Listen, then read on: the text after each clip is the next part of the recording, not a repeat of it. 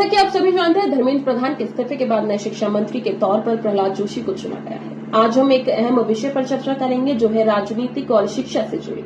इन दिनों प्रहलाद जोशी का नाम काफी सुर्खियों में है क्योंकि उनके राजनीतिक सफर, उनकी संगठनात्मक छवि और आरएसएस के उनके पुराने जुड़ाव को लेकर लोग बहुत सवाल पूछ रहे हैं। आज हम इसी विषय पर चर्चा करेंगे कि आखिर प्रहलाद जोशी की पहचान क्या है, उनकी कार्यशैली कैसे मानी जाती है और शिक्षा जैसे महत्वपूर्ण मंत्रालयों में उनसे क्या उम्मीदें जुड़ रही हैं। किसी भी नेता की पृष्ठभूमि उसके काम करने के तरीके को काफी हद तक प्रभावित करती है। प्रहलाद जोशी को लेकर अक्सर ये कहा जाता है कि उनकी राजनीतिक जमीनी स्तर के संगठन, अनुशासन और निरंतर संपर्क पर आधारित रही है।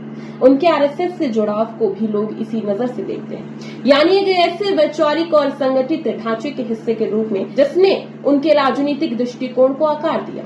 अब अगर मैं शिक्षा मंत्रालय की बात करूं तो यह विभाग सिर्फ नीतियां बनाने तक सीमित नहीं है। ये देश के भविष्य से जुड़ा हुआ मंत्रालय है। यहाँ छात्रों की उम्मीदें होती है, अभिभावकों की चिंता होती है और शिक्षकों की जिम्मेदारी होती है कि आज लोग ये जानना चाहते हैं कि प्रहलाद जोशी इस जिम्मेदारी को किस तरह संभालें। क्या वो शिक्षा को और अधिक समावेशी बनाएंगे और क्या नीति को सिर्फ कागजों से निकालकर असली जमीनी स्तर तक पहुंचाएंगे। ये सब सवाल बहुत अहम है। मौजूदा माहौल में शिक्षा व्यवस्था को लेकर बहस और तेज हो गई है। कई छात्रों के प्रदर्शन है, कहीं नीतियों पर सवाल उठ रहे हैं और कहीं मंत्रालय के फैसले को लेकर चर्चा चल रही है।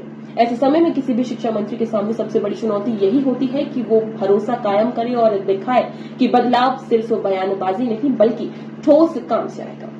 अगर प्रहलाद जोशी के मौजूदा राजनीतिक सफर को देखूं तो उनकी सबसे बड़ी ताकत यही मानी जाती है कि वो संगठन और प्रशासन दोनों को साथ लेकर चलने की क्षमता रखते हैं। लेकिन शिक्षा जैसे क्षेत्र में केवल राजनीति का अनुभव काफी नहीं होता।